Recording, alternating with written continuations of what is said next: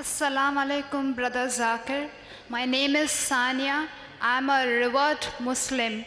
The question is, in your lecture, you mentioned the scientific facts from the Qur'an which have been established. Can you mention a few Quranic verses which science has not confirmed? This was the question that I've mentioned in my talk, the scientific facts which science has already established, which mentioned in the Holy Quran. Can I mention some few points in the Quran which science has not established? For example, the Quran says in Surah Shura, chapter 42, verse number 29, it says, "It is Allah who has created the heavens and the earth and put creatures, living creatures throughout them." Quran says there is life besides this earth. Allah has put living creatures throughout the heavens and the earth. There is no scientific evidence, established scientific evidence, that there is life besides this earth. Recently, they have been sending rockets and spaceships to different planets, different satellites, etc. And now, just a couple of months earlier, we read in the newspapers that they got certain material from Mars, which gives proof that life can be there in Mars. And in, I think, day for yesterday's paper, I read in Times of India, that they have found water in the moon. Maybe a comet crashed, and there's a big crater, and the water has been frozen to ice. So in future, it will be easier to do investigations. We do not have to take water from planet Earth to moon. Water is already present there. We can use that water, and it will save us a lot of trouble. Science is saying there are high possibilities of life being there besides Earth. But since Quran says, I believe in it. Maybe after 1 or 2 years, they may discover there's life besides this earth, or maybe after 50 years. Today, scientists, they have given various views. How will our earth end? Some scientists have given a description that the mountains will fall down. Some scientists say the mountains and rocks will become smooth when the earth is destroyed. Some people say the ocean will swell up. Some people say the universe will go in a black hole. Several. Quran too gives a description about the day of judgment. How will our creation end? Many of them match with the theories of science. Theories, not established facts. For example, the Quran says in Surah Ahqaf, chapter 46, verse number 3, "It is Allah who has created the heavens and the earth for a limited period of time," giving you an indication that this creation will be destroyed, and gives various signs in the Quran. For example, if you read Surah Qiyamah, chapter 75, verse number 8 and 9, it says that the moon will be buried in darkness. The sun and the moon will join together before our world ends. If you read Surah Takwir, chapter 81, verse number 1, 2, 3, and verse number 6, it says that the sun will be folded up. The stars will fall down. The ocean will swell up. The mountain will fall down in utter ruin. Quran says in Surah Infitar, chapter 82, verse number 1, 2, and 3, it says the sky will be cleft asunder. The star will be scattered. The mountain will fall down. Various signs how will the earth end is given. These are scientific points mentioned in the Quran which science hasn't established yet. For example, the Holy Quran also says in Surah Anbiya, chapter 21, verse number 104, that as we created this creation, we will roll up the heavens like a scroll is rolled up. And as we created the early creation, we shall create a new creation. So Quran says there is one more new creation that's going to be created after the world is destroyed. Science doesn't know about that.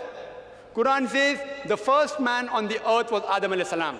Science hasn't discovered that yet. Quran speaks about soul. Science hasn't established that human beings have got soul.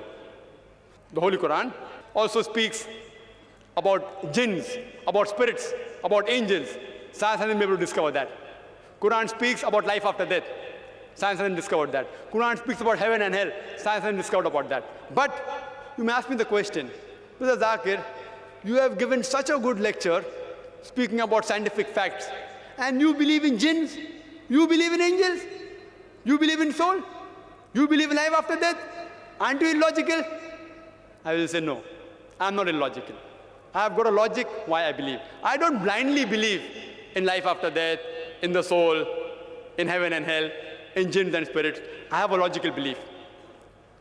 I base my logical belief saying that suppose there are scientific facts mentioned in the Holy Qur'an, out of which, say approximately 80% have been proved to be 100% correct.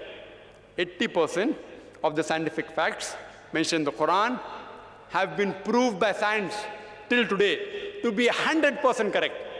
The remaining 20% is ambiguous, unknown. Not even 0.001% have been proved false. Even if one verse is proved false, the Quran is not the word of Allah subhanahu wa ta'ala. So these 20% I say goes in the ambiguous slot, unknown. So my logic says when 80% is 100% correct, the remaining 20% is ambiguous, out of which not even 0.001% has been proved wrong. All are unknown. My logic says when 80% is correct, even those 20% will be inshallah correct. It's not a blind belief, it's a logical belief. The next question, please. My name is Mohammad Sadat. I am a chemical engineer in Hindustan Petroleum. In Quran it is mentioned that it is Allah who decides the characteristics and the personality of a person inside his or her mother's womb. In the field of genetics, this field has advanced so much that nowadays parents can tailor-make their children. If they want to have a very bright student, they can have it by just having that genetic code changed. Now, isn't this contradictory with Quran? The brother posed the question that today genetics field has advanced and it's possible that we can change the genetics of the child that is going to be born. Quran says that Allah is one who shapes, who forms, and I do agree with that. Quran says in several places. So does it not mean it's contradicting the Quran? No, brother, it is not. When it gives the statement, Quran says, without the power of Allah, it is not possible. Without the power of Allah, it is not possible at all. For example, Quran says in Surah Rahman, chapter 55, verse number 33, that with power and skill, you will be able to penetrate the heavens and the earth. Not without the permission of Allah subhanahu wa ta'ala. I mean, you will penetrate the heavens and the earth, but only with permission of Allah subhanahu wa ta'ala. So today, because people are going in the heaven, that does not mean the Quran is wrong. Quran says you can do, but with the permission of Allah subhanahu wa ta'ala. Without permission of Allah subhanahu wa ta'ala, it's predicting that people will go in outer space, in moon, etc. But if Allah doesn't want, it cannot happen. And you know the incident of Challenger. The Challenger tried to take off, what happened? He tried to challenge Allah subhanahu wa ta'ala, what happened? Nothing. Even today, we say family planning. Do you know, there's no family planning which is perfect.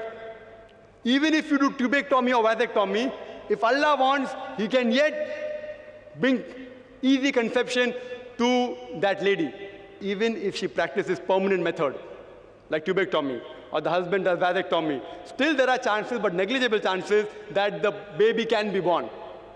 If Allah wishes, no one can stop. You do any family planning method, in genetics also.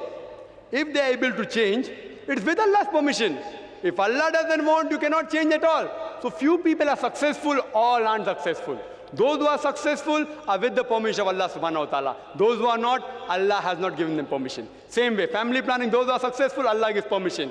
Those who are not successful, Allah doesn't give permission. Hope that answers the question.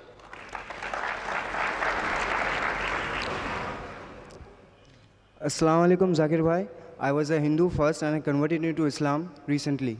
What I would like to ask you a question is this, that when a woman is carrying a baby in a womb, Islam forbids abortion.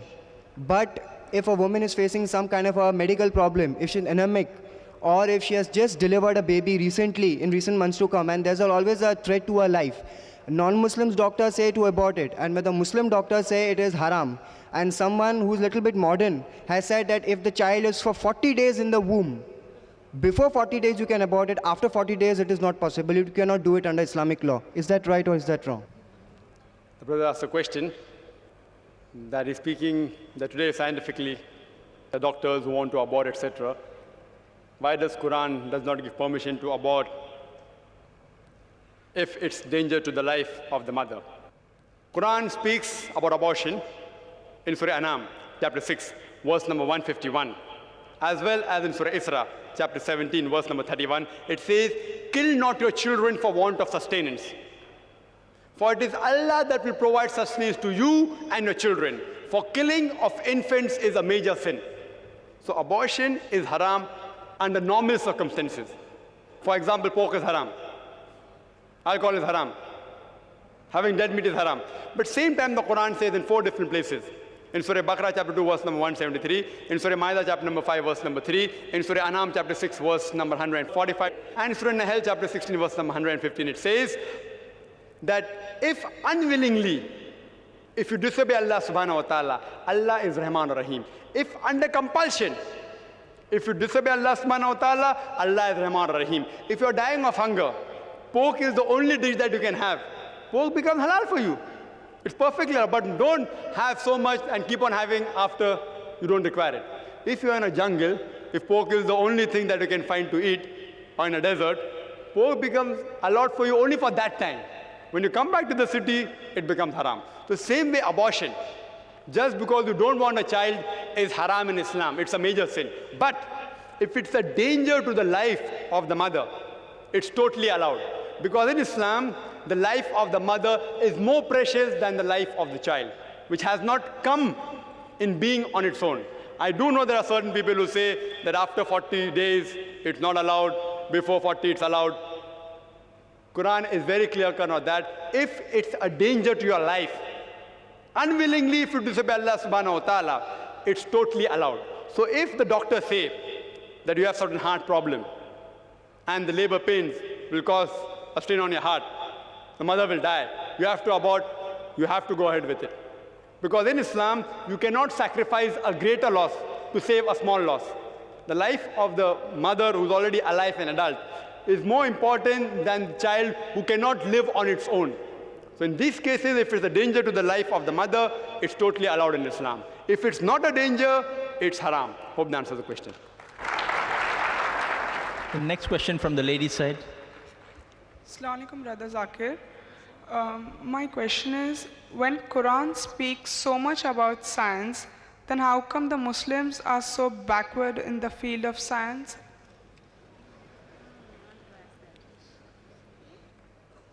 The sister posed the question that when Quran speaks so much about science, how come the Muslims are backward? Sister, I would mainly blame the media. The media today is in the hands of the Westerners, the Europeans. It's in their hand. They have the satellite, they have the television, they have the CNN, they have the BBC. It's in their hand. The media is in their hand.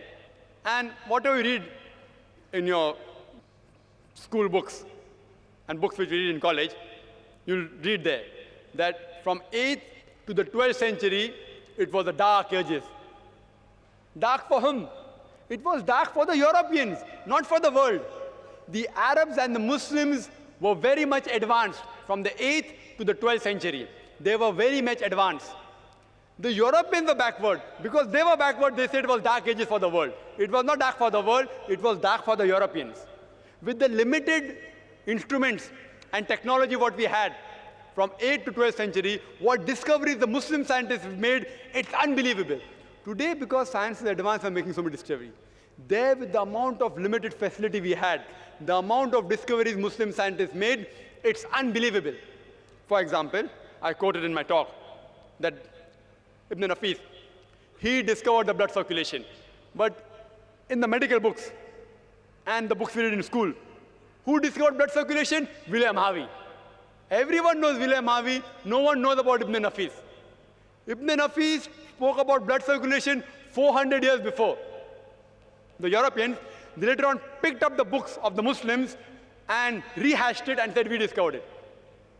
See, if you see the discovery that Muslims have made, for example, if you know Al-Idrusi, in 1154, he drew the first map of Mediterranean, the geography of the world, first. Mathematics. Muslims were far advanced in mathematics. We introduced the decimal points. Do you know what we call the digits 1, 2, 3? It's called as Arabic numerals. The other ones are called as Roman numerals. Why it's called Arabic numerals? Because the Arabs were the one who discovered it. The decimal point are the Arabic numerals. The person who first proved the Pythagoras theorem, he was Al-Tusi. We know about the Pythagoras theorem, but we don't know about Al-Tusi. He said that the square of the hypotenuse was equal to the sum of the opposite two sides of the triangle. Al-Biruni, he was an authority in trigonometry. All these people, they were experts. If you know of Al-Kindi, Al-Kindi, he was a philosopher, a mathematician, and an astronomer. When great scientists like Galileo, Newton, etc., they said that all physical laws were absolute, he said that all physical laws are relative. And today we know the theory of relativity is proved by Albert Einstein. No one knows about Al-Kindi. He was the person who basically gave the idea of theory of relativity. Later on, he did more research and talked about theory of relativity. Who knows about the three brothers, Muhammad, Shakir, and Hassan? Who know about them? They told the surface area of the earth from an angle at the Red Sea when people thought the world was flat. Chemistry. The Muslims are far advanced in chemistry. Ibn Hayyan, Jabir ibn Hayyar, they have Latinized the word Geber. So when we read in our textbook Geber, we think it's an European. It's a Muslim. Jabir ibn Hayyan. We know Geber, we don't know who's Jabir. He is the person who distilled alcohol. Alcohol comes from the Arabic word al-ghul, meaning ghost, evil spirit. Alkali is an Arabic word. He wrote 2,000 different pages only on chemistry. Muhammad Zakir Naik, he was famous in medicine. He was authority on the field of smallpox and measles. He was the first person who used mercury ointment. He wrote books on children's disease. There are several Muslim scientists. Ali ibn Abbas, he wrote 20 volumes on medicine. Ali ibn Sina, known as Avicenna. Avicenna, it doesn't sound Muslim. Ali ibn Sina, Muslim. Avicenna, not Muslim. Who got the title of Aristotle of the East. He wrote the book Qanun, which was referred as a textbook of medicine till as late as 17th century. Who knows Ibn Zuhur? He was the person after Alexander who did research on parasitology. He described the H. mite, the pericarditis, he described the otitis media, he did tracheostomy. Several medical doctors, Al-Zaharwi. Al-Zaharwi was a famous dentist as well as surgeon as well as obstetrician. He invented several instruments of surgery, gynecology, as well as dentistry. We all of us know the other thing, but the media is in the hands of the Westerners. The Muslims are far advanced. But I do agree with you. Today, the Muslims are getting backward in science. You know why? The Europeans are being advanced. You know why? The Muslims are becoming backward because we are going away from the Holy Qur'an. We are going away from the religion. And do you know why the Europeans are getting advanced? They too are going away from the religion. The Europeans are also getting advanced because even they are going away from the religion. The Muslims, we are going backward because they are going away from religion. I would request the Muslim brothers and sisters out here, as well as non-Muslims, they are people reading the Quran. Why don't we read the Quran with understanding? Why don't we ponder over the verses? We have only kept the Quran kissing and giving on top, that's all. The Quran was not meant only to be kissed and kept on top. It should be implemented in your daily life. If you implement the Quran in your daily life, read with understanding, inshallah, again, we will be on top of the world. Hope that answers the question.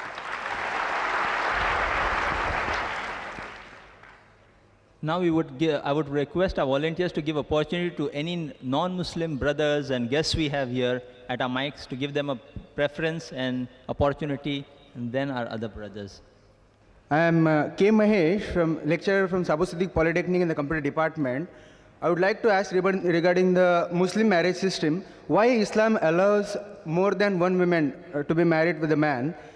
The brother posed the question that why does Islam allow a man to marry more than one wife?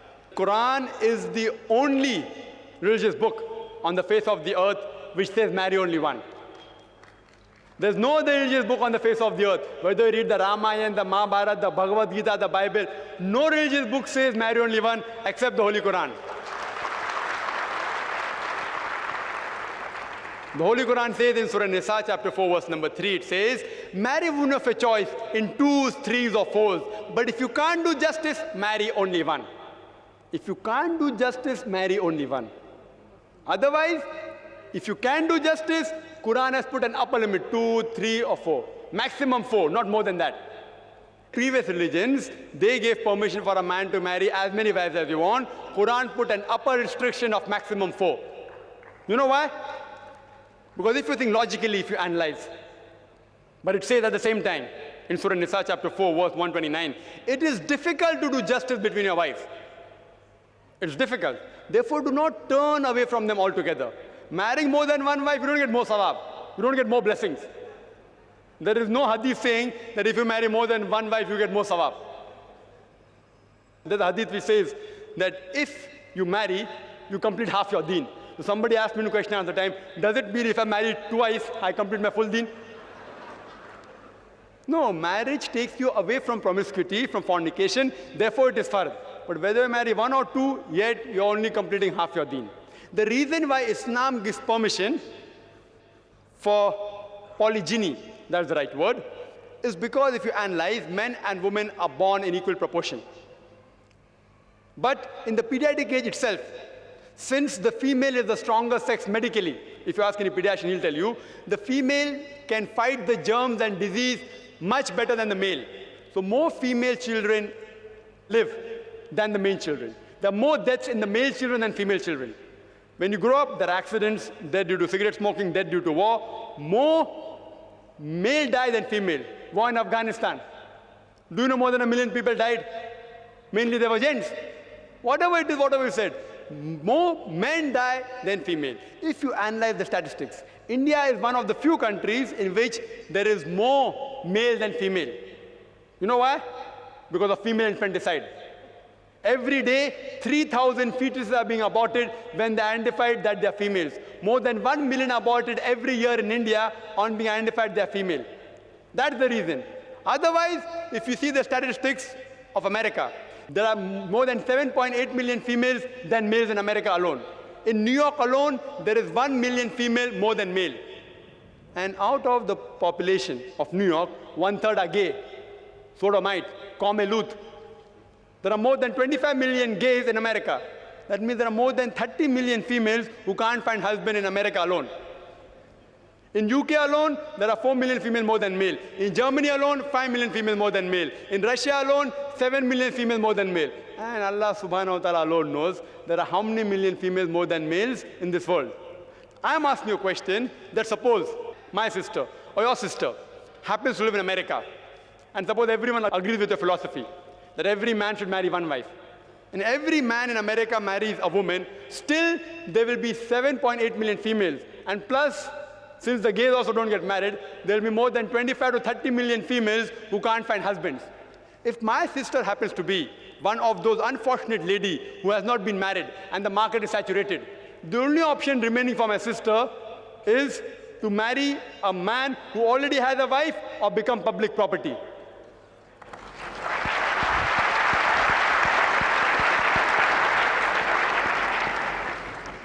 The next question from a brother on the left. Assalamu alaikum. My name is Sadiyar Anwar.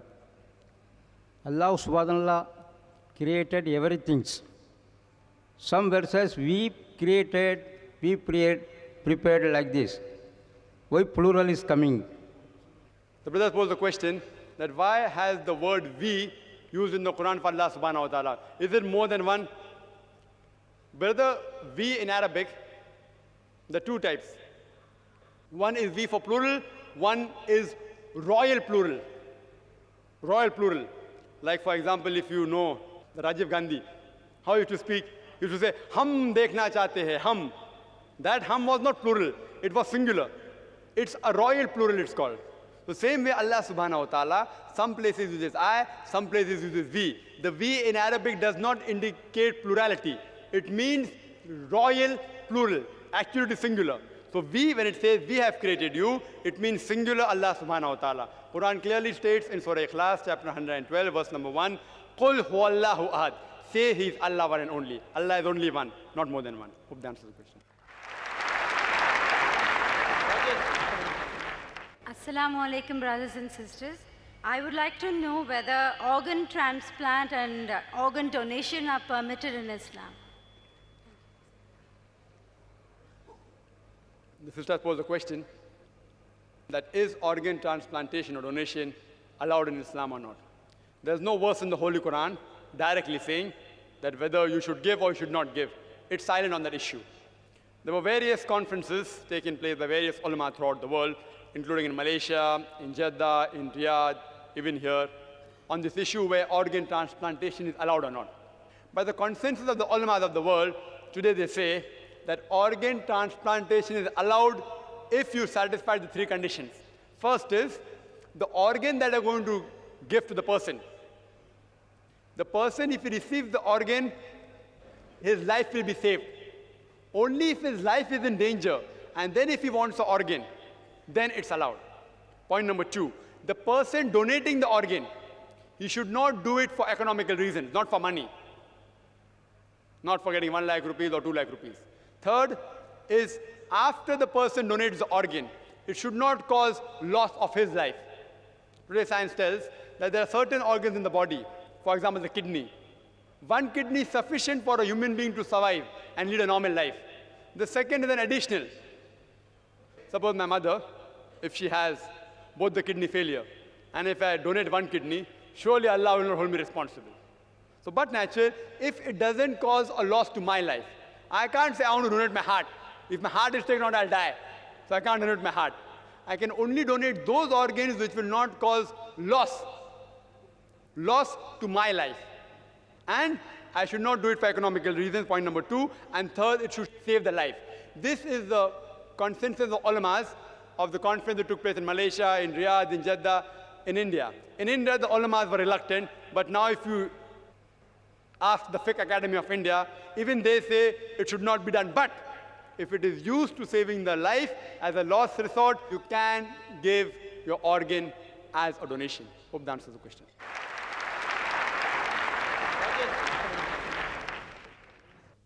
The brother on my right. Good evening, everybody. I'm a student of Sabu Siddiq. My name is Harsh Waghela. I want to ask a question that after the death of human being, dead body should be burned out or should be buried? The brother posed the question that after a human being dies, should his body be burned or should it be buried? Let's analyze scientifically which is more appropriate. Brother, as I told in my talk, or in the question and answer time, I believe, that the elements, the constituent of human beings, is present in lesser or greater quantity in the soil, in the earth.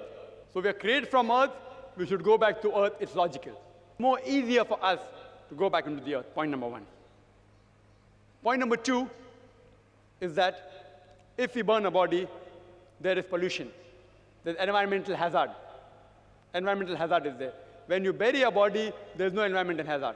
In fact, the place where you bury, point number three, the ground and the surrounding ground becomes more fertile. Point number four, it is very cheap to bury. You don't require any money. Earth is freely available. There are graveyards. But to cremate, to burn, you require tons and tons of wood. Therefore, every year, if it's statistics, our government goes in loss of millions of rupees because they're burning wood. Loss to environment, environmental problem, hazard, and plus waste of money. If you calculate the amount of people that are dying, amount of people who are burning, it's a loss of money, hazard to the environment. It's much more logical and scientific to bury the body than to burn. Hope that answers the question. I would, after the next two questions are over, I will allow some questions on slips. I'm told that some ladies would have written questions on slips. They would not like to ask on mic, or there are some other people also. So we'll allow some questions. The questions which have come on slip can be passed on to me after the question. And unless if there is some brother who's a non-Muslim, I have told them they have not had enough opportunity, so that we will make an exception to that. They can ask on the mic. Otherwise, I read questions from the slip after the next two questions are over. Assalamu alaikum. My name is Khalid and I am a student. It's mentioned in Qur'an that sun and other planets revolve and rotate in a fixed orbit. And at other place, relating to the doomsday, it's mentioned that earth will collide with sun in somewhat a spiral form. When revolution and rotation can, then the phenomenon of collision takes place, how is it possible? The brother posed the question that it says that the sun and the earth rotate, and some places it says sun and the earth will collide. Some places it says that. But as I told you, there are certain statements in the Qur'an talking about the signs of the day of judgment. And I myself quoted in Surah Qiyamah, chapter 75, verse number 8 and 9, that the sun and the moon will join together. When? On the day of judgment, not today. It's giving you signs of day of judgment. It's not telling you that today it will happen. The name of the surah is Surah Qiyamah, day of resurrection, and gives various signs that the moon will be buried in darkness, the stars will fall down, the ocean will swell up, etc. These are signs of the day of judgment. Has it happened? No. But before the world ends, it will surely happen. Hope that answers the question. Nowhere does the Quran say a normal circumstance will happen. One question I'll ask now on the slip, then on the mic, one on the slip, then on the mic. The question on the slip is, it is mentioned in one verse of the Quran that Allah is the Lord of the two east and two west. How can you explain this verse of the Quran scientifically? The question posed was that the Holy Quran mentions that Allah is the Lord of two east and two west. How can you explain scientifically? What the person is referring to is a verse in the Holy Quran from Surah Rahman, chapter number 55, verse number 17, which says, Rabbul Mashriqani wal Rabbul Maghribani, that Allah is the Lord of two east and two west. In Arabic, we have two types of plural. One is dual plural and one is plural more than two. Here, Rabbul Mashriqani is dual plural, that Allah is the Lord of two east and Lord of two west. Let's see what science has to say about that. And we know that the sun rises from the east and it sets in the west. But science tells us today that the sun rises from the due east only on 2 days, exact east. In the other times, if you notice, the point of rising of the sun keeps on varying. It rises exactly due east only on 2 days, the 2 days of equinox.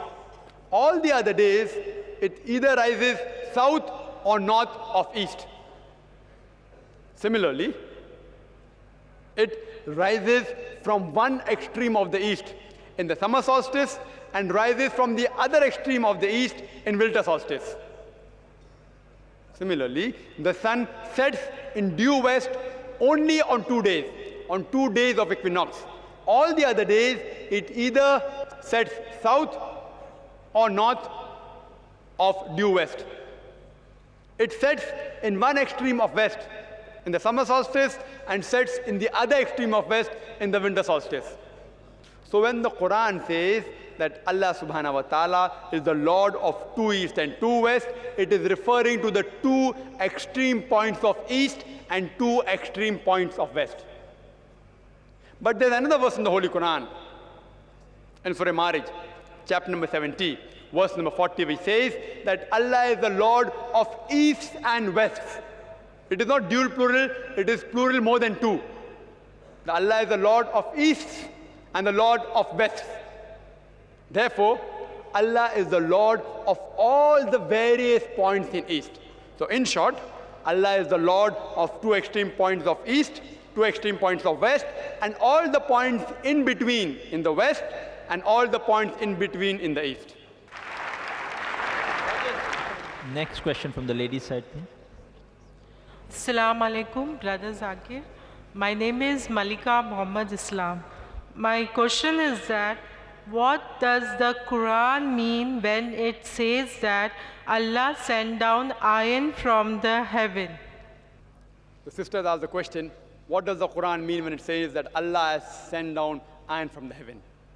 The verse the sister is referring to the Holy Quran is in Surah Hadith, chapter 57, which means iron, verse number 25, which says that Allah has sent down iron, in which there is material for war and various benefits for the human beings. The Arabic word used for send down is anzala. It means to send down. Now, anzala can be looked at in two different ways. One way is Allah has sent down, Allah has revealed. So Allah has revealed that in iron there is a lot of use and material for mighty war, as well as benefits for humankind. Allah has revealed this, that in iron there's material for war and various benefits. And we know today that iron is one of the most important metals we know of. From it we get steel. And steel and iron is used for making instruments of war, like weapons, swords, spears, guns, etc. It's even used for making instruments of peace, like bricklayer, instruments of an engineer, instruments of an architect, knife, fork, spoon, etc. So, if you read the first meaning, it says that Allah has revealed that in iron there is various benefits and material for mighty war. The other way, if you take it literally, that iron has been sent down to heaven. This verse was shown to Professor Armstrong. That what do you have to comment on Surah Hadith, chapter 57, verse number 25, he says that iron has been sent down for heaven. So he tells us that it's recently that the scientists have come to know about the formation process of various elements. And they say that the energy required to make one atom of iron, it's so enormous that the energy of the whole solar system is not sufficient. And a calculation was made that energy 4 times that of the solar system is made to produce one atom of iron. Means the energy of the moon, the stars, the sun, all these energies we take of the planets, etc., of only the planets of the solar system and the sun and the moon, it will not be sufficient to produce one atom of iron. Scientists today tell us that iron is an extraterrestrial metal, which is confirming the Quranic ayat, if you take it literally, that iron has been sent down from the heaven. The next question from the slip. There was a philosopher in 6th century BC who said that the earth rotates about its own axis and the planets move around the sun. The Quran also gives the indication of a similar scientific fact. Some people allege that the Prophet copied these points from the philosopher. Please comment. The question posed was that there was a philosopher in 6th century BC who said the planets and the earth rotate around the sun. So maybe the Prophet copied from the philosopher, Prophet Muhammad, peace be upon him. I do agree that in the 6th century BC, the Pythagoreans, these people, they defended the theory that the earth and the planets, they rotate and they revolved around the sun. But to say that Prophet Muhammad, peace be upon him, copied from them is illogical, because these people fail to realize that the same Pythagoreans, they also defended the theory that the sun was the center of the universe. The sun was fixed. It did not rotate, neither did it revolve. So to say that Prophet Muhammad copied those 2 points, earth and planets rotate and they revolve, and didn't copy the point which says that the sun was center of universe, the sun was fixed, it did not rotate, it did not revolve, is illogical. I do know that there are various philosophers whose works of antiquity gives us ideas, and they say several things. But if you analyze the works of philosophers of antiquity, their works is mixed with invalid and valid ideas. People normally quote the valid ideas, they forget that they even left behind invalid ideas. They were great thinkers.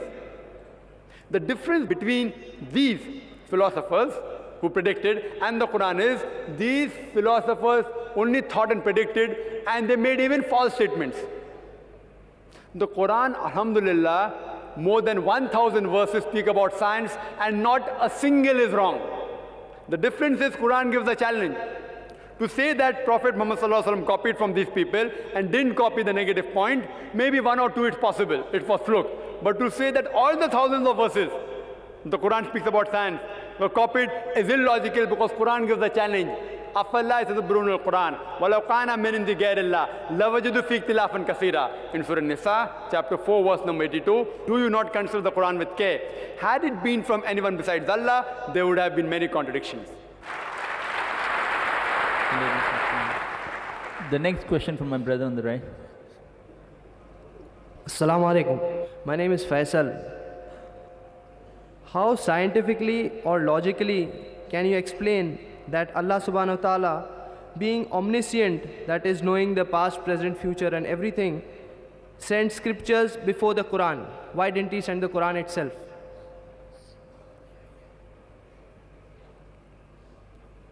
Brother has a question that why did Allah subhanahu wa ta'ala did not send Quran earlier? Why did he send the other revelations first and then the Quran? It's like you asking me that why didn't you first teach me medicine? Why I had to go to standard 1, standard 2, standard 3 and then do my medicine? You have to go in stage wise.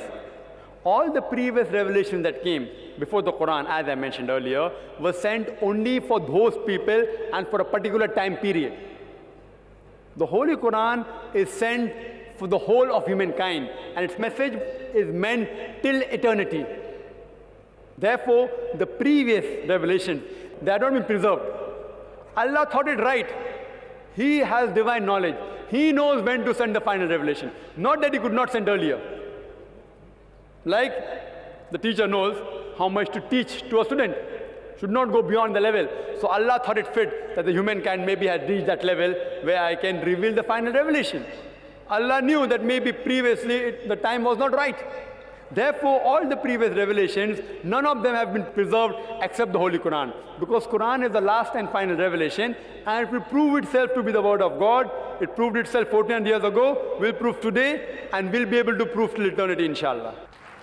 The next question from the slip. The Quran says that Allah has made the earth for you as a carpet. This gives an indication that earth is flat, which is contradictory with modern science.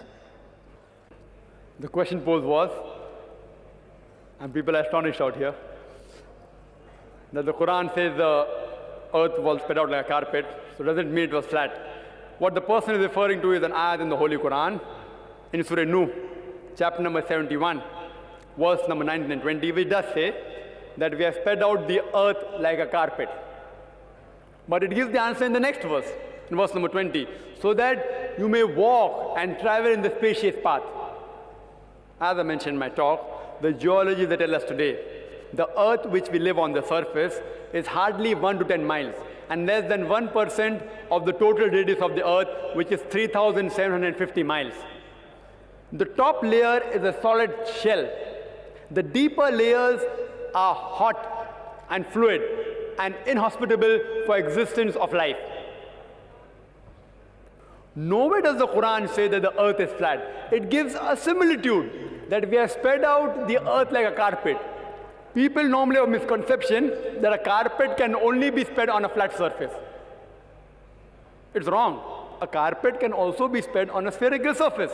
For example, imagine that there is a big model of the earth, the globe, say about 10 feet in radius, very big. Very well, you can spread a carpet around it. It's possible. Because when we lay out a carpet, we normally spread out a carpet on the surface which is not comfortable to walk on. Carpet is normally spread out on a surface which is not comfortable to walk on. So science today tells us that if the outer crust was not spread out like a carpet around the spherical earth, we would not be able to live. Because the deeper layers are hot and fluid. So when Quran says we have spread out the earth, it is referring to the earth's crust has been spread out like a carpet. And the reason is given so that you may walk in the spacious path of the Lord. Quran says in other places also that we have made the earth as spacious. Quran says this in Naba, chapter 78, verse number 6, we have made the earth as an expanse. It is referring that the earth we have made as wide. You know why? The answer is given in Surah An-Kabut, chapter 29, verse 56, which says, we have made the earth as a wide expanse for you so that you will worship me and me alone. So tomorrow you cannot say that the situation where I lived in, maybe Bombay, it was difficult circumstances. Therefore, I was prevented to do good deeds and I did evil deeds. Allah says the earth is a wide expanse for you. It is spacious. You cannot give the excuse for doing evil deeds. because of your circumstances. Therefore, worship Allah and Allah alone. There is no place in the Holy Quran which says the world is flat. In fact, I told in my speech, the Quran says in Surah Luqman, chapter 31, verse 29, and Surah Al-Zumur, chapter 39, verse number 5, that the world is spherical. And specifically, in Surah Naziyah, chapter 79, verse number 30, Wal ard ba'da zalika dahaha. We have made the earth thereafter egg-shaped, like an ostrich egg, which is exactly geospherical. Hope that answers the question. Next brother on my left. Assalamu alaikum. Rahmatullahi wa barakatuh. My name is Abdul Subhan. I am an accountant. It is mentioned in Quran that Allah Tabarak wa Ta'ala says, no one can say what is in the stomach of mother, male or female. But on the other hand, science says, or is proving male or female. So kindly give light on this question. The brother posed the question that the Quran says that no one besides Allah subhanahu wa ta'ala can mention what is the sex of the child in the mother's womb. And today science is advanced. We can come to know by ultrasonography, etc., the sex of the child. What the brother is referring to a verse in the Holy Quran from Surah Luqman, chapter 31, verse number 34, which says, only Allah has the knowledge of the hour, of when it is going to rain, what is in the womb of the mother, where will a person die, and what will he earn. The Quran says only Allah knows what is in the womb of the mother. It does not say what is the sex of the child in the mother's womb. Wa akhiru da'wana alhamdulillahi rabbil alamin.